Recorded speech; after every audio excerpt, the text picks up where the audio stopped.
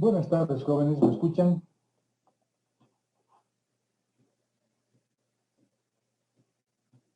Jóvenes, ¿me escuchan?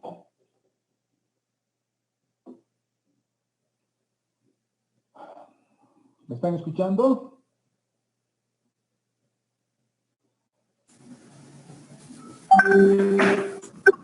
Sí, se le escucha. Perfecto. Bueno, terminaremos nuestro avance de materias con lo último que quedó pendiente, el teorema de Green, en las integrales vectoriales que estamos estudiando. Así que lo voy a abrir. Ese es el documento, ¿no? ¿Lo ven, jóvenes?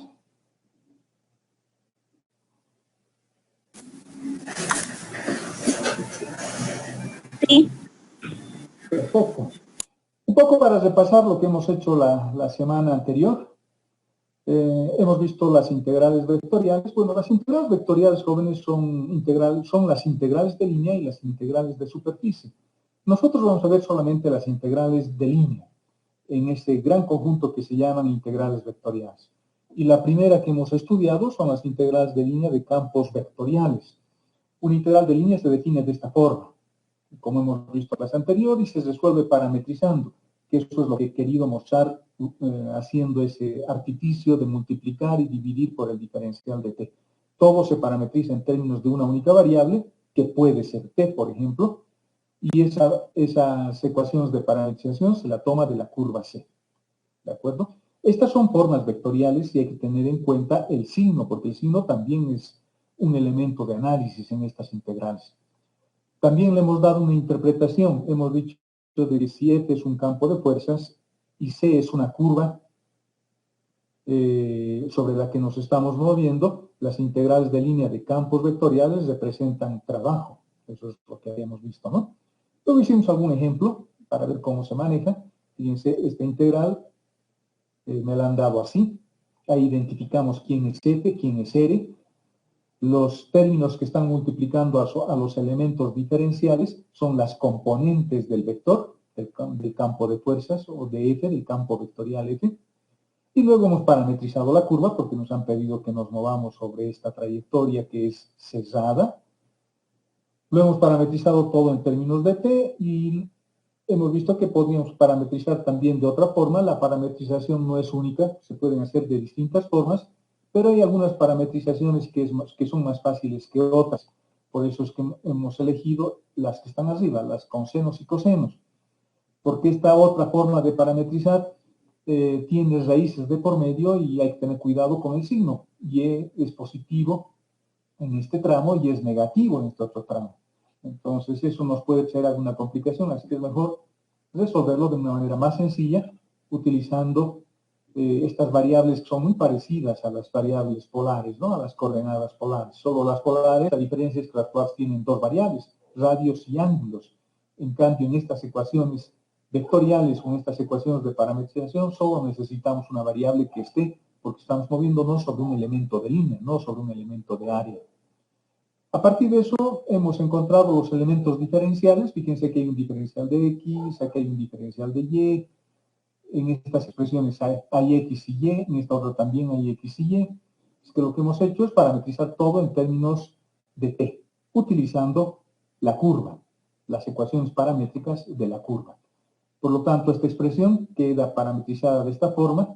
Y fíjense que le he puesto un pequeño circulito acá para decir que estamos integrando sobre una trayectoria cesada. Y las trayectorias cesadas siempre se evalúan sobre tramos, en sentido antihorario, Y cuando colocamos valores para t se está moviendo en sentido antihorario, por lo tanto está muy bien lo que estamos haciendo.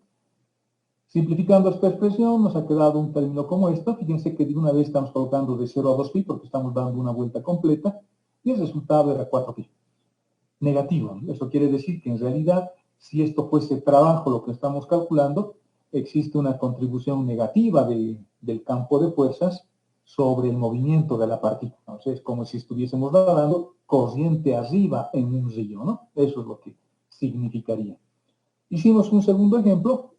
Ahora, para un campo vectorial más grande, un campo vectorial que se desarrolle en el espacio. Este otro campo vectorial está en el plano XY. Este campo vectorial está en el plano XY.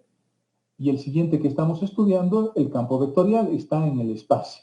Se procede de la misma manera, solo que ahora nos han dado una curva que corresponde a la intersección de una esfera con un plano. Hemos parametrizado, hemos eliminado la variable z de la primera ecuación, reemplazando por y hemos obtenido sus ecuaciones de parametrización, y hemos hecho exactamente lo mismo. También hemos dado una vuelta, solo que ahora esa circunferencia está acá, está sobre el plano z igual a y, pero el ángulo sigue variando de 0 a 2π, y el resultado era 2 raíz de 2π. En este caso, en este ejemplo, el campo vectorial es un campo vectorial ahora en el espacio. Ya no es un campo vectorial en el plano, ¿no? Su componente en la dirección de y, su componente en la dirección de j y su componente en la dirección de k. Ese es el campo vectorial, y con las ecuaciones de parametrizaciones y sus elementos diferenciales transformamos esta ecuación. Parametrizamos, en realidad, no transformamos. Y fíjense que he vuelto a colocar un pequeño círculo acá para indicar de que estamos evaluando sobre una trayectoria cerrada. Bueno, acá hicimos alguna nota indicando de que cuando uno resuelve sobre una trayectoria cerrada, siempre hay que hacerlo en sentido antihorario. Para mostrar eso hicimos un tercer ejemplo, solo que ahora la curva ya no era una curva única. A estas curvas se llaman regulares por tramos. Vale decir que hay un tramo rectilíneo y hay un tramo curvo, y en estos tramos la función es derivable y continua. En el tramo azul y en el tramo verde lo mismo. Hay que resolver dos integrales de línea, y estas flechas negras que he colocado ahí es el sentido de integración. Así se colocan los límites. En estas integrales, el límite inferior siempre es el punto de partida, y el límite superior siempre es el punto de llegada. Si partíamos de acá, este es el punto de partida. Y cuando llegamos acá, este es el punto de llegada. Y como las ecuaciones eran bastante sencillas, hemos parametrizado todo en términos de x o de y, ¿no? O de y. Entonces colocábamos límites en el primer caso para x y en el segundo caso para y. Y el resultado de la integral es la suma de ambos tramos. Luego hemos visto un poquito un caso especial donde estas integrales que estamos estudiando no dependen de la trayectoria, sino únicamente del punto inicial y del punto final, es decir, del punto de llegada y del punto de partida, y del punto de llegada. Eso sucede cuando este campo vectorial f, que hemos dicho de que es un campo de fuerzas, eso sucede cuando ese campo vectorial es un gradiente. Es decir, no es cualquier campo vectorial, sino es un campo conservativo. Los gradientes siempre son campos conservativos. Y luego hemos visto que cuando eso sucede, cuando este campo vectorial es un gradiente, el resultado de la integral de línea lo puedo obtener obteniendo la función potencial del campo vectorial que sí. Lo hacemos resolviendo una ecuación diferencial, es decir, una diferencial exacta. Para que eso suceda, hemos hablado de que hay alguna condición, como por ejemplo, que el campo donde yo voy a, en la región donde yo voy a integrar, tiene que ser simplemente conexa, no tiene que tener huecos. La región tiene que ser así para que este teorema, el de la independencia de la trayectoria, se cumpla. ¿Y cómo sabemos que el campo vectorial F es un gradiente? ¿Cómo sabemos? Bueno, eso es fácil. Cuando nuestro campo vectorial está en el espacio, haciendo las derivadas cruzadas que hemos aprendido cuando veíamos diferenciales exactas. Nos fijamos únicamente en la cantidad subintegral y verificamos si es una integral, una diferencial exacta. Este es para el caso de un campo vectorial en el espacio, y este es el caso para una función vectorial en el plano. Pusimos como ejemplito de uno de los ejercicios que hemos resuelto hace un momento en la primera parte, y luego hemos encontrado las derivadas y hemos visto que este campo vectorial, por ejemplo, no es conservativo. Es cualquier campo vectorial, pero no es conservativo. Por lo tanto, en este caso, la integral de línea va a depender del camino que elijamos. En cambio, cuando el campo es conservativo, no. El trabajo va a ser el mismo, independientemente de cualquier trayectoria que vayamos a elegir. Y finalmente le hemos dado una interpretación a estas integrales y hemos dicho de que estas integrales pueden representar el trabajo porque es fuerza por distancia. Hicimos un ejemplito, otro ejemplo en realidad, donde nos daban solamente el punto inicial y el punto final, y teniendo eso verificamos si el campo es conservativo. Por lo tanto, nos fijamos en la forma diferencial, en la cantidad subintegral, esta es una forma diferencial. Por lo tanto, n vale y al cuadrado sobre x al cuadrado y n vale menos 2y sobre x. Hemos hecho las derivadas cruzadas y hemos encontrado que las integrales se igualan. Luego hemos verificado que el campo sea una región simplemente conexa, la región sea simplemente conexa. Este campo vectorial, cuyas componentes son estas en la dirección de y y esto en la dirección de j, hemos visto de que hay un problema en el origen de coordenadas, en x igual a 0. Pero ese punto está apartado de las trayectorias que yo voy a tomar para resolver. Entonces no había problema. Hemos resuelto utilizando el método de resolver la ecuación diferencial, ¿no? Hemos encontrado la función potencial y una vez que hemos encontrado la función potencial, lo único que hemos hecho es reemplazar el punto inicial y el punto final y en este caso el resultado salía 0. Recordando un poquito más, ¿no? Hemos visto las integrales de línea de campos escalares. Básicamente es una expresión muy parecida. La diferencia es que ahora F es un campo escalar y el diferencial de S es el módulo de esto, de la anterior integral, de la anterior definición. ¿Dónde está mi definición? De esto.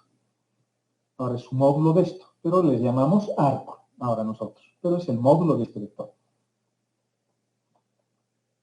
Y lo que hemos hecho es definir esas integrales y les he puesto dos formulitas para encontrar el elemento diferencial de S, ¿no? Básicamente es lo mismo, hay que encontrar también el diferencial de X, diferencial de Y y diferencial de Z si estamos trabajando en el espacio, y luego elevarlos al cuadrado y sumarlos, vamos a tener todos en términos de T, y por lo tanto esta integral se va a parametrizar en términos de T.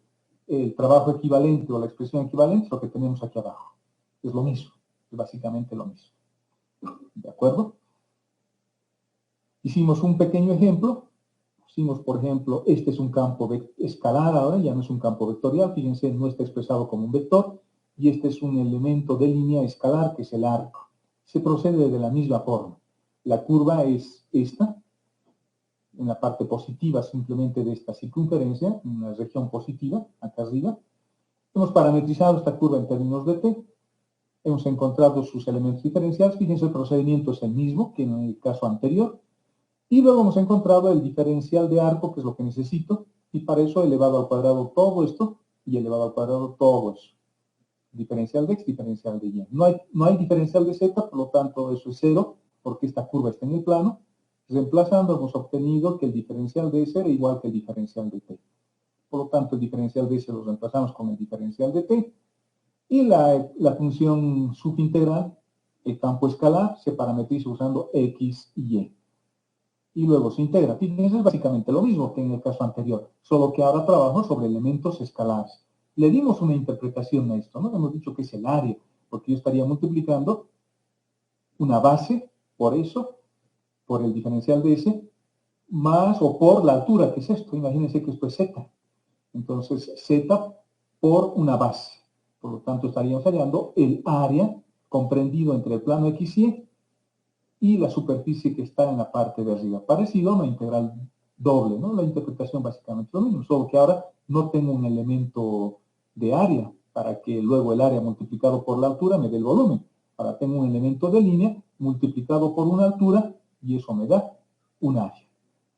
En este caso estaríamos hallando el área, ¿no? Estaríamos hallando el área que parte del plano XY y sería el área que tiene esta forma, de la región o de la superficie que tiene esta forma, una forma de una semicircunferencia que parte del plano XY y se proyecta o crece hasta Z, que está dada por esta ecuación. Estaríamos hallando un área. En general, estas expresiones siempre son positivas. Si les sale negativo es porque se han equivocado en algo. Porque si esto es un área, debería ser siempre positivo.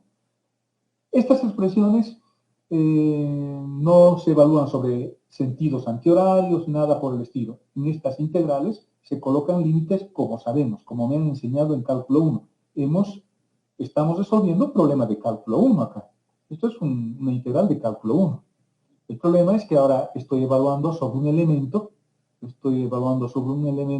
que ya no es el diferencial de X o el diferencial de Y, es una curva cualquiera. Ya no es el eje X, ya no es el eje Y, es una curva cualquiera. Y esa curva está descrita por el arco. Hicimos el ejemplo y hasta ahí habíamos llegado la clase anterior. Ahora vamos a de tema nuevo, que es el teorema de Green. El teorema de Green forma parte de una trilogía o de una terna, mejor, de teoremas que son fundamentales en el cálculo vectorial. El teorema principal de donde se desprenden otros teoremas es el teorema de Green. Este teorema relaciona integrales de línea con integrales dobles, las que hemos aprendido en esta materia, en este capítulo. Pero las integrales de línea se evalúan sobre trayectorias cesadas, es decir, tiene que haber una región que estoy encerrando con la curva C. Una región que estoy encerrando con la curva C. Por ejemplo, podríamos tener una región irregular cualquiera. Una cosa así. Vamos hasta llegar ahí. Tengo una región cualquiera, esa región. Esta región está limitada por una curva. La región azul está limitada por una curva. Ese es su límite, esa es su frontera. Y esa frontera está descrita por la trayectoria C, por la curva C. Y en esta trayectoria yo estoy evaluando, estoy calculando esta integral de línea. O sea, hay un campo vectorial acá. Hay un campo vectorial. Yo estoy calculando, es decir, una especie de trabajo, ¿no? Una especie de trabajo. Pero lo puedo hacer así.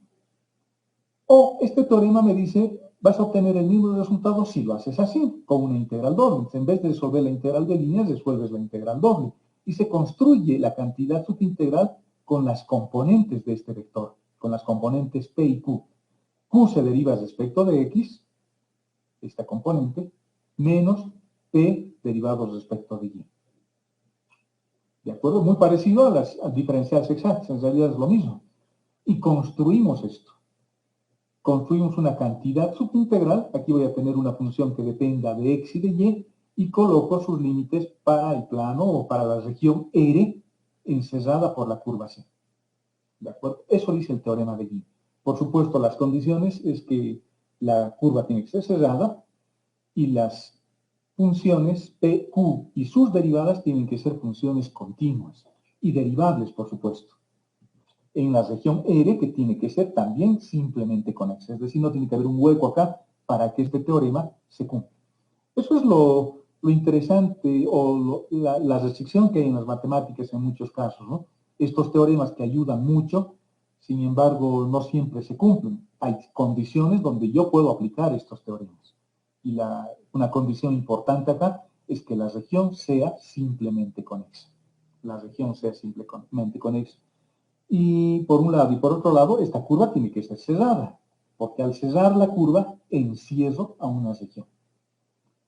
Hay una aplicación inmediata bien interesante para este teorema. Fíjense, no me dan ninguna condición para P y Q. Así que yo me puedo inventar cualquier condición. Fíjense que me estoy inventando que P valga menos un medio de Y. Es una función derivable, al menos una vez, es continua, es una recta, ¿no? Dependiente negativa. Y a Q le damos el valor de un medio de X. Me estoy inventando, ustedes pueden inventarse cualquier otra. Y lo vamos a reemplazar en este teorema, en esta ecuación, en la ecuación que teníamos arriba. Y voy a decir, voy a empezar reemplazando la integral de línea. Tenía P, pero para mí P vale menos un medio de Y por el diferencial de X más Q. Q vale un medio de X por el diferencial de Y. Los reemplazo al otro lado, tengo que derivar Q respecto de X. Vale un medio. Aquí está. Y luego hay un signo menos que está por acá. Y luego tengo que derivar P respecto de Y. Eso es menos un medio. Simplificando, obtenemos esta expresión. Este tiene un medio, lo sacamos por delante en la integral de línea. Estoy colocando X por el diferencial de Y antes. Y este que tiene signo menos lo pongo atrás. Y por el diferencial de X. Y en el término que tengo, en la cantidad subintegral que tengo en la integral doble, eso vale 1. Un medio menos un medio, eso vale 1. Por lo tanto, obtenemos una expresión como esta. Si yo me fijo en esta integral doble, y ya hemos estudiado integrales dobles, triples, sabemos hacer transformaciones, sabemos hacer muchas cosas, esto para mí geométricamente es un área. Es un área.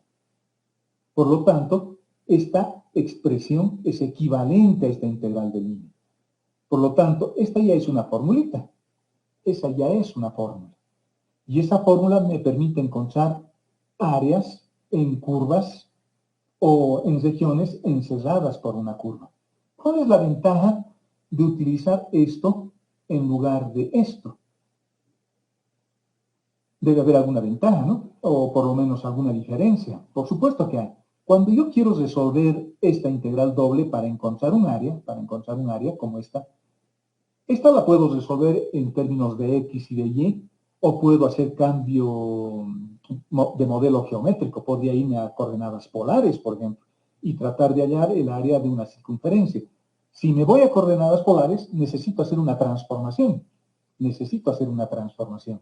esa transformación implica un jacobiano, porque tengo que transformar el elemento de área. Y esa transformación se lo hace con los vectores del espacio vectorial polar, con el jacobiano. Eso es lo que se hace. Y si yo quiero hacer una transformación diferente, aparte, de otra forma, siempre tengo que hallar un jacobiano de transformación, porque esta es una expresión escalar y por lo tanto necesito introducir los factores de escala, el factor de escala de la nueva base. Eso es lo que se hace cuando resolvemos en una integral doble. La nueva base en el nuevo modelo geométrico. En cambio, cuando resolvemos una integral de línea, no hay jacobianos de transformación. En los elementos de línea no hay jacobianos de transformación. Hay ecuaciones de parametrización, nada más. Por lo tanto, hallar el área, en muchos casos, utilizando una integral de línea, es mucho más fácil. Mucho más fácil. No siempre, pero en general es mucho más fácil. Y fíjense que estas ecuaciones nos hemos inventado. Se pueden inventar otras, de tal forma que acá, cuando reemplacen el teorema de Green, acá aparezca un 1, como hemos hecho aparecer un 1 aquí abajo. Pueden hacer otra cosa, podrían hacer, no sé, que P sea igual a Y Q de X, o P que sea igual a 0 y Q que sea igual a X. Otra expresión para encontrar el área, más sencilla. Se pueden inventar cualquier expresión. Eso es lo bueno de este teorema. La única condición es que las funciones que vayan a inventarse, entre comillas, que elijan, que escojan para encontrar una expresión que me permita calcular áreas, sean funciones derivables y continuas. Para mí esto es una recta y la otra también es una recta, esta otra. Por lo tanto, esas funciones son derivables y continuas. ¿De acuerdo? De eso se trata el teorema de Green. Veamos algunos ejemplos. Pero antes de pasar a algún ejemplo, ¿tienen alguna duda, jóvenes? ¿Tienen alguna duda? ¿Qué dicen? ¿Tienen dudas? Muchachos, ¿me están escuchando? Jóvenes, ¿me escuchan? Hola, Inge, sí, lo estamos escuchando. ¿Tienen alguna duda antes de hacer los ejemplitos? Por ahora no, al menos para mí. Gracias, sí. Bueno, ya, gracias. A usted más bien por responder. Bueno, ahí está el documento nuevamente. ¿Lo ven, no? Bueno, veamos nuestro ejemplo. Dice que hay una curva que se llama C1, cuyas ecuaciones paramétricas están dadas por estas ecuaciones. Y hay una curva C2, cuyas ecuaciones paramétricas están dadas por estas ecuaciones. Me piden hallar el área interior a C1 y exterior a C2. Veamos su gráfico. La primera, la C1, esta que parece un poco más complicado. Esta es fácil, ¿no? Esta es una circunferencia de radio 2. Es esta la curva. La primera, la curva C1, cuyas ecuaciones paramétricas son estas, tiene la forma de esta rosa, ¿no? De 4 pétalos, la azul, la curva azul. Y la curva naranja, la que tenemos aquí adentro, es la circunferencia de radio 2, cuyas ecuaciones paramétricas son estas. Por lo tanto, ¿cómo voy a calcular esa área? Voy a calcular como sabemos. Voy a calcular el área externa primero y luego le voy a restar el área interna. Porque si solamente hallo el área encerrada por la curva azul, estaría hallando el área de toda la región interior. incluida esta región donde está el origen de coordenadas. Pero a mí no me han pedido esa área, me han pedido esta área. Esta pequeña media luna que tengo acá, hay otra pequeña media luna que tengo aquí abajo y otra pequeña media luna o cuarto menguante de luna que tengo. Hay 4 de esas. Podrías resolverlo con una integral doble.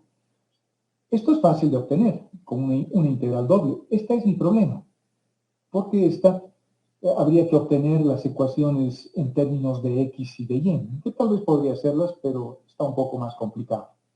Por lo tanto, voy a utilizar una integral de línea, porque fíjense, ya me han dado las ecuaciones paramétricas. Y como quiero calcular un área, voy a usar la formulita que acabamos de encontrar, que es esa. X por el diferencial de y menos y por el diferencial de x, y no se olviden del 1/2. Eso es la fórmula que hemos obtenido hace un momento. Esta voy a utilizar para encontrar el área. Voy a utilizar 2 veces esta expresión, ¿no? Porque voy a hallar un área encerrada por la curva azul, y luego voy a hallar otra área encerrada por la curva naranja, y las voy a restar para obtener solo lo que me han pedido. Ahora se trata solo de resolver una integral de línea. Veamos. Necesito x, bueno, ya tengo x. X ya tengo. ¿Dónde está mi x? Aquí ya tengo x. Voy a hacer para la primera. Ya tengo x y ya tengo y. Son esas sus ecuaciones. Por lo tanto, este valor de x voy a poder reemplazar y este valor de y voy a poder reemplazar. Lo que necesito ahora son los elementos diferenciales. Diferencial de y, diferencial de x, que los voy a obtener de estas ecuaciones. Voy a hallar sus elementos diferenciales de x y de y. Y encontrando esos elementos diferenciales, obtenemos esto. Este es el elemento diferencial en x y esto es el elemento diferencial en y. Por lo tanto, voy a construir esta partecita. Eso se los dejo para que ustedes revisen en su casa, lo vuelvan a hacer. A ver si encuentran un error, sería bueno. Eso me demostraría que están estudiando. Y lo que voy a hacer es reemplazar x, que vale todo esto, por el diferencial de y, que es lo que tengo aquí abajo, que lo estoy escribiendo a continuación, por el diferencial de y, que tiene su diferencial de t, menos y, por lo tanto y debe ser todo esto, hasta acá, por el diferencial de x, que debe ser este, que es este que tengo aquí arriba. Bueno, hay que simplificar luego esta expresión. Simplificando un poquito, sumando, multiplicando y simplificando, aquí hice algunos pasos intermedios hasta llegar finalmente a esta expresión. A esa. Bueno, creo que aquí me he equivocado con el signo. Está bien. 31 menos coseno de t menos t, por lo tanto, simplificando todo voy a tener esto. Hay que hacer un poco de trigonometría. ¿De acuerdo? Eso se los dejo a ustedes para que lo hagan. Y nos queda finalmente esta expresión. Por lo tanto, el área externa, que la formulita dice que es esto, para nuestra curva, para ese trébol de 4 hojas que teníamos ahí, sale esta integral. Esta integral es inmediata, de 0 a 2pi. De 0 a 2pi. Le hemos hecho dar una vuelta completa. Lo pueden dibujar con su GeoGebra, ¿no? Y van a ver que les sale exactamente lo mismo. Yo lo he dibujado esto con el MATLAB y sale lo mismo. ¿De acuerdo? Ya tengo el área. El área encerrada por ese trébol es 30 veces t. Fíjense, es interesante, ¿no? Este método, porque no hemos encontrado ningún jacobiano de transformación, no es resuelto con 2 variables, no hay r, no hay θ. Mi única variable es t. Y estoy integrando todos los elementos que tengo acá, en esta curva azul, y ya está. Y encontramos el área encerrada por esa curva. La curva interior corresponde a una circunferencia de radio 4. Puedo hacer el mismo procedimiento o colocar directamente la formulita. El área encerrada por una circunferencia es pi por el radio al cuadrado. Por lo tanto, como el radio es 4, creo que su radio valía 4. Sí, su radio vale 4. Entonces tenemos pi por el radio al cuadrado, 4 por 4 es 16, 16 pi. Lo puse directamente, el resultado no había necesidad de hacer, pero si quisiésemos hacer, hay que parametrizar la curva, ¿no? ¿Cuáles serían sus ecuaciones de parametrización? A ver, díctenme si me están escuchando. X igual a... Bueno, ya te lo han dado, ¿no? Varía 4 coseno de t.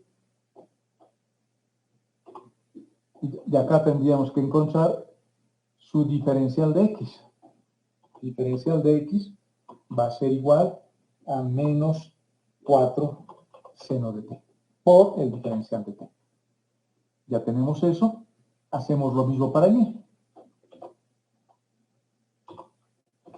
Hacemos lo mismo para y. En este caso voy a tener y, su ecuación era seno de t, y su elemento diferencial va a ser igual a 4 coseno de t por el diferencial de t. Como ya tengo x y ya tengo y, reemplazamos en la misma formulita, en esta misma. Y les apuesto que les va a salir lo mismo. Ya tengo x, ya tengo y, ya tengo los elementos diferenciales. Reemplazamos en la fórmula y ya está. Finalmente, el área que nos han pedido es el área externa menos el área interna, es decir, 30 pi, que era la primera integral larga que hemos resuelto, menos 16 pi, que es el área encerrada por la circunferencia, el resultado es 14 pi. ¿De acuerdo? Hemos encontrado un área. Tenemos una nueva herramienta a partir de ahora para encontrar áreas. Es interesante, tenemos una nueva herramienta. Y esa herramienta es poderosa. Es una forma vectorial directamente. Es una forma vectorial. Veamos un segundo ejemplo. Verificar el teorema de Green. Verificar el teorema de Green. Me han dado un campo vectorial y me han dado una curva. Y quieren que verifique el teorema de Green para estas condiciones. Por lo tanto, lo que voy a hacer es primero resolver la integral de línea. Y para eso necesito parametrizar mi curva. Mi curva es x al cuadrado más y al cuadrado igual a 1. Por lo tanto, su forma vectorial es esta. Son estas. Necesitamos encontrar su diferencial de x y su diferencial de y también. Por lo tanto, ya tengo esa parte. Luego necesito construir la integral de línea, ¿no? Necesitamos construir la integral de línea. Por lo tanto, necesito multiplicar el campo vectorial por el diferencial de R. El diferencial de R es un vector. Ese vector no le he puesto su flechita. Hay que ponerle su flechita. Es un vector. Por lo tanto, este producto escalar me dará x, que es esto, por el diferencial de x, más xy por el diferencial de y, que es la otra componente de este vector. Por lo tanto, reemplazando nuestras ecuaciones paramétricas, x valía coseno de t, y el diferencial de y por el diferencial de x, que es menos seno de t, por el diferencial de t, más x por y. Por lo tanto, voy a tener coseno al cuadrado por el seno de t, diferencial de t. ¿De acuerdo? Por lo tanto, estoy factorizando el diferencial de t y estoy multiplicando algunos términos y tenemos esta expresión. Como tenemos que dar una vuelta completa de 0 a 2pi, la integral de línea, habrá que evaluar entre 0 y 2pi. Estas dos integrales son inmediatas, ¿no? Son inmediatas. Le hacen un cambio de variable a coseno, le llaman u, o directamente buscan su primitiva. Acá también pueden buscar directamente su primitiva. Su primitiva va a ser el menos coseno al cubo de t, evaluado entre 0 y 2pi. Y su primitiva de este será, no sé, posiblemente seno al cuadrado de t, negativo, o coseno al cuadrado de t, para que nos dé lo mismo. Ahí tiene dos primitivas esta. Evaluado entre 0 y 2pi, el resultado es 0. Veamos la integral doble, porque ahora tengo que resolver, me han pedido que verifique el teorema de Green. Veamos la integral doble. La integral doble que tengo que resolver la tengo que construir primero. Tengo que derivar q respecto de x y tengo que derivar p respecto de y. ¿Dónde está? Q respecto de x. Q es esto, ¿no? Respecto de x es y. Es y.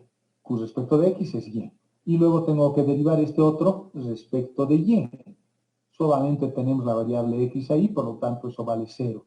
La integral doble es esta. Ahora aquí, fíjense, les voy a mostrar lo que les decía hace rato, la diferencia entre resolver una integral de línea y una integral doble. En la integral de línea, no hay jacobianos. En la integral doble, como mi región es un círculo, tengo que resolverlo, en este caso, en polares. Por lo tanto, y vale r seno de tita, y el elemento de área se llama r, diferencial de r, diferencial de tita. Ese es el elemento de área, con su jacobiano de transformación que vale r, y la variable y se parametriza a través de su ecuación de transformación, que es r seno de tita. El radio varía de 0 a 1 y que de una vuelta completa nuestro ángulo. El resultado también es 0. Por lo tanto, el teorema se cumple. Y si me fijo, la región donde estoy integrando es simplemente conexa, ¿no? Porque la región, fíjense, ¿cuál es el dominio de definición de esta función? Todo el plano epicentro. No tengo divisiones por 0 ni en la primera componente ni en la segunda, ni tengo componentes que se puedan volver imaginarias, por ejemplo. La región es simplemente conexa. Este teorema se cumple para todo el plano epicentro, para este campo vectorial. Si tuviésemos otro campo vectorial, posiblemente ya tendríamos que restringir un poco la región de integración. Por lo tanto, fíjense, el teorema de Green se cumple porque la integral doble es igual a la integral de línea. Se cumple.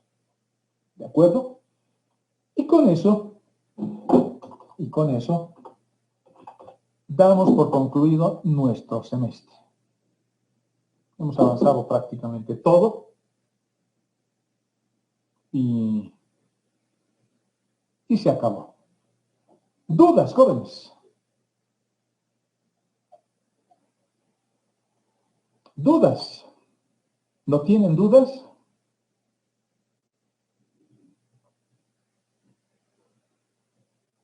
Muchachos, ¿no tienen dudas?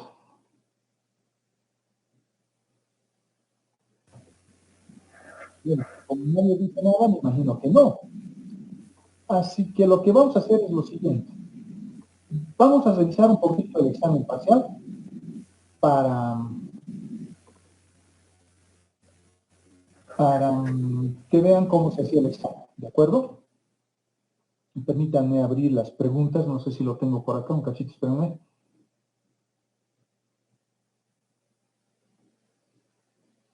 Creo que lo tenía en algún lado.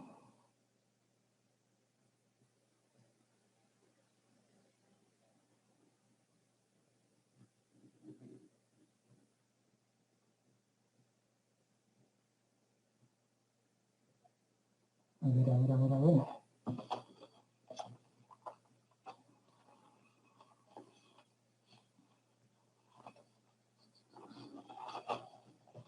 Este es.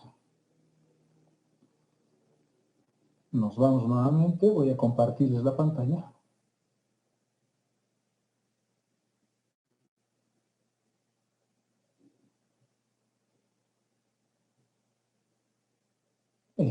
¿Lo ven, jóvenes? ¿Lo ven en el examen? Sí, sí. De acuerdo. El examen que hemos dado el anterior lunes. La primera pregunta, bueno, las preguntas estaban desordenadas para ustedes, ¿no? No estaban en este mismo orden. Lo han debido ver en órdenes diferentes. La primera pregunta era una pregunta de vectores. Me daban tres vectores U, V y W, y me decían que los vectores entre sí, fíjense, entre sí, formaban un ángulo de 60 grados, de pi tercios. O sea, el ángulo entre U y V, el ángulo entre U y W y el ángulo entre V y W era 60 grados.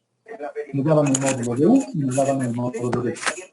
Perdón, ingeniero, ¿no se nota el documento? ¿No lo ven? No, está diferenciales. ¿Lo siguen viendo este otro? A ver, Es un documento, sí, de curva externa de sí. A ver, entonces, lo voy a cerrar y lo voy a volver a abrir. Lo voy a volver a abrir.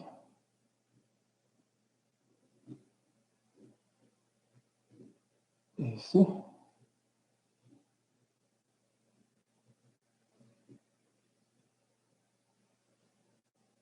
Ahora, ¿lo ven, jóvenes? Sí, ingeniero, ahora sí. De acuerdo. Les decía, la primera pregunta, estaban desordenadas las preguntas para ustedes. Yo lo tengo en otro orden acá en la hoja de preguntas. Me daban tres vectores U, B y W. Los tres vectores subtendían un ángulo de 60 grados y tercios y nos daban los módulos. Y me pedían hallar P. P era la suma de U más B y W. ¿Cómo se hacía esta pregunta? Bueno, fácil, ¿no? Tenía que agarrar esta parte del vector y hallar su producto escalar de este vector consigo mismo, porque el módulo del vector P es el producto escalar de P consigo mismo. Y como tengo U, tengo B y tengo W, lo único que tenía que hacer es multiplicar escalarmente este vector consigo mismo. Vale decir, ¿qué es lo que tenía que hacer? Lo voy a escribir acá. Tenía que hacer lo siguiente, ¿no? Escalarmente, bueno, la flechita no tiene que crecer, escalarmente por sí mismo. Tenía que poner ese mismo vector, a continuación, el mismo vector. Vamos a poner entre paréntesis para que se vea mejor. Entre paréntesis y multiplicarlo consigo mismo.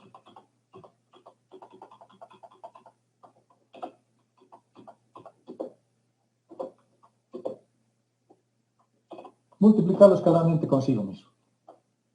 O sea, P escalarmente con P. P escalarmente con P.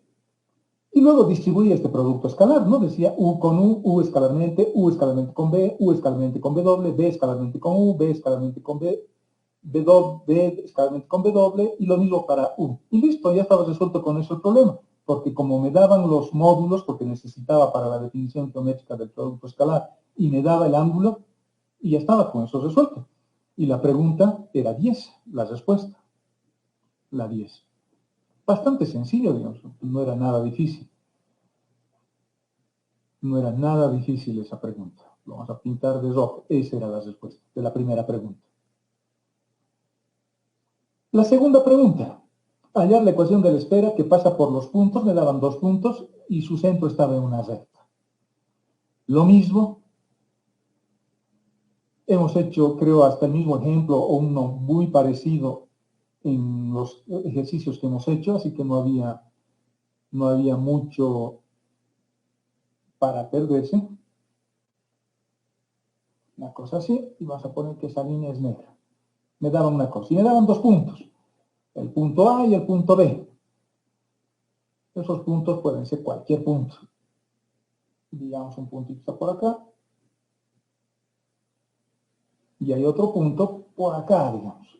Por acá o por acá, donde quieran. Digamos ahí. Me daban eso. Me daban las coordenadas de A, me daban las coordenadas de B, y me dan la recta. ¿Cómo se resolvía esto? Bastante sencillo. Lo que podía haber hecho incluso por familia de planos, con familia de planos, pero la forma más sencilla era, digamos, encontrar la ecuación de la recta. Por ejemplo, podría decir que z valga t, por lo tanto lleva a ser 1 menos t. Como ya tengo t, reemplazo acá y ya tengo parametrizada la recta. Esa es una forma, parametrizar. La otra es encontrar el vector normal de esto, encontrar el vector normal de esto, encontrar el vector direccional de la recta con el producto vectorial y luego resolver esta ecuación. Podrían decir, por ejemplo, si z vale 0, ¿cuánto vale y? Podían encontrar y y reemplazaba en esta otra ecuación, en la primera ecuación, y encontraban x.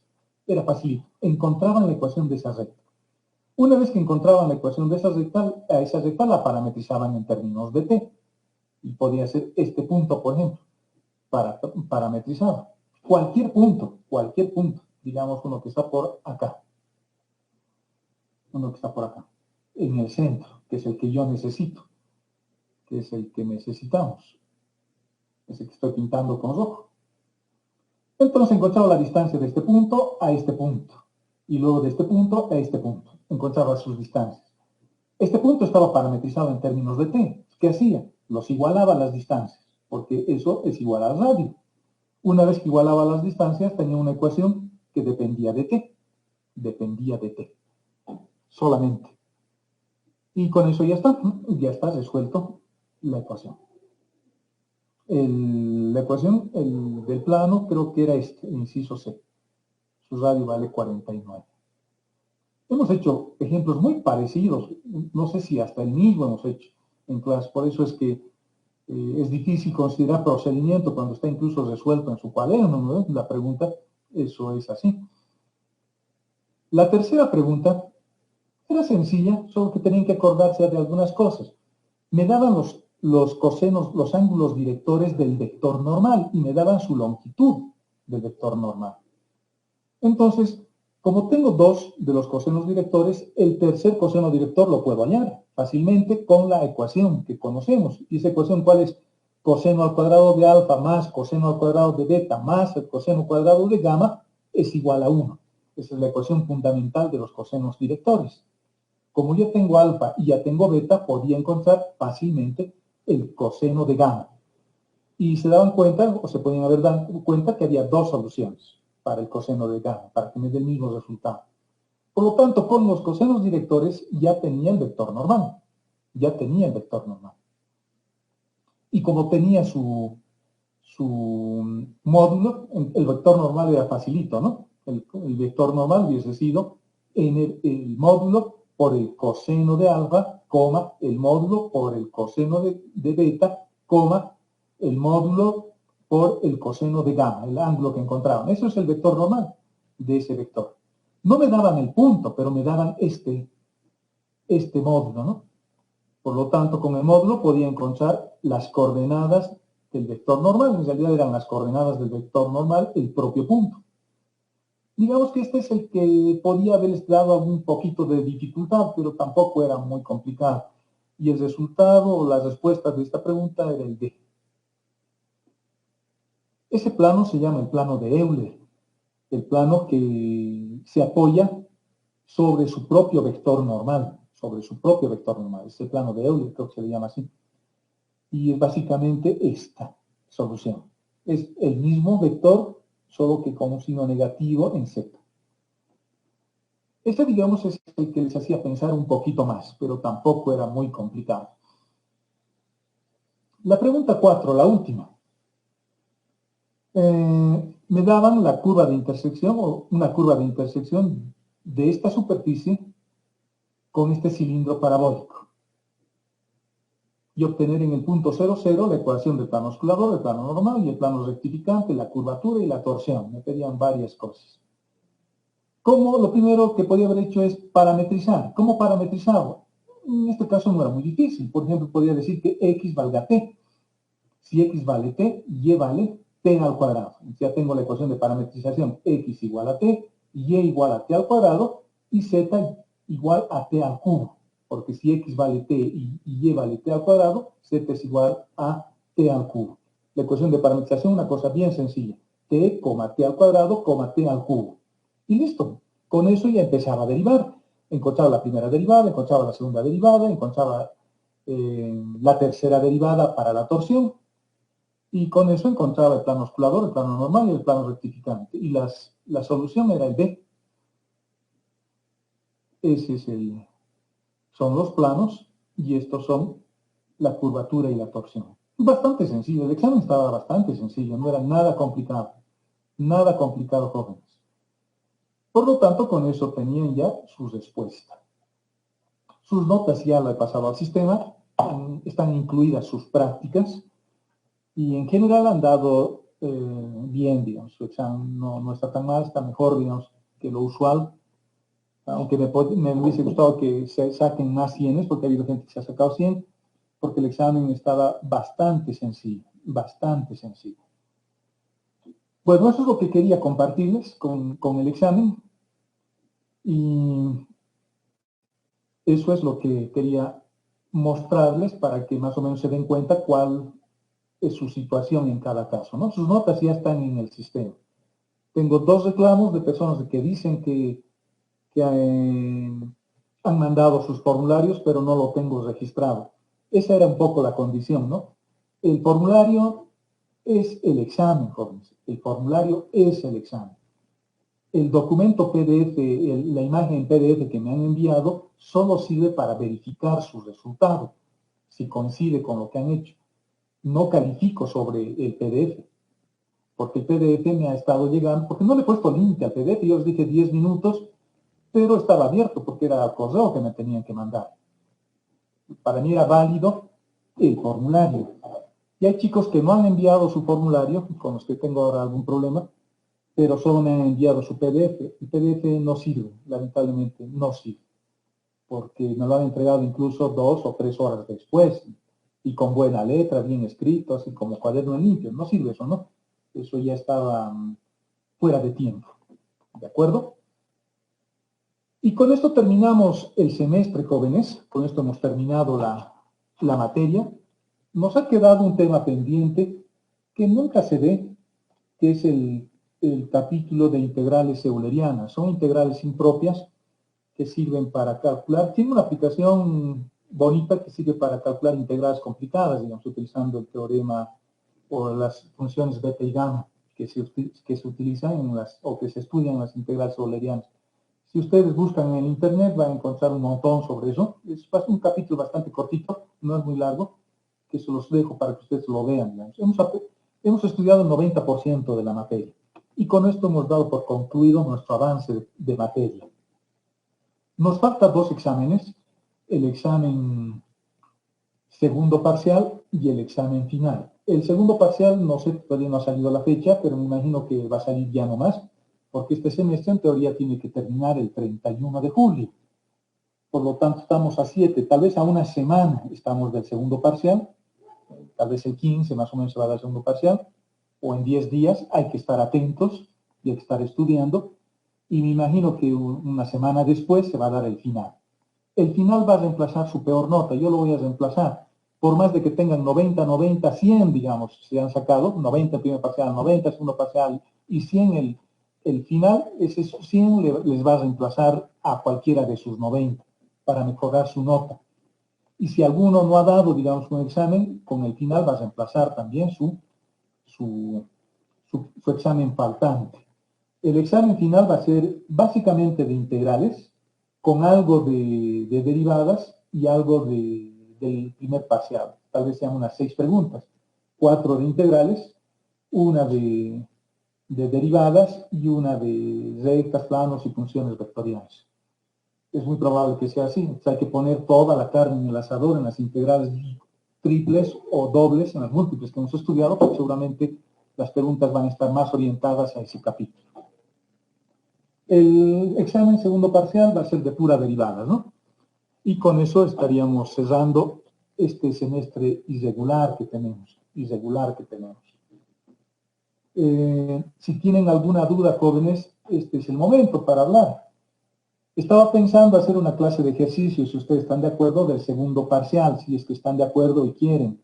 Esa clase la podemos hacer el día viernes a las 12. Este miércoles no puedo. Tengo un tema personal, pero para seguir haciendo ejercicios podemos vernos el viernes o el sábado, que es el otro día que podríamos disponer al mediodía, con una clase de ejercicios, ¿no? Y si hay necesidad de hacer más, bueno, podemos seguir haciendo más ejercicios antes del segundo parcial sobre derivadas. Ese capítulo es largo, ¿no? Tenemos derivaciones, derivación doble, derivación implícita, jacobianos, gradientes, aplicaciones del gradiente, diferenciales exactas, límites, derivadas parciales, aplicaciones a máximos y mínimos, variaciones temporales. Es harto, es un capítulo harto, se puede preguntar mucho. Es la mitad de cálculo 1, de lo que se avanza en cálculo 1 durante el semestre. ¿De acuerdo, jóvenes? No les oigo decir nada, me imagino que todo está claro y no sé si quieran pasar clases de ejercicios. La palabra es de ustedes. Hablen ahora o callen para siempre.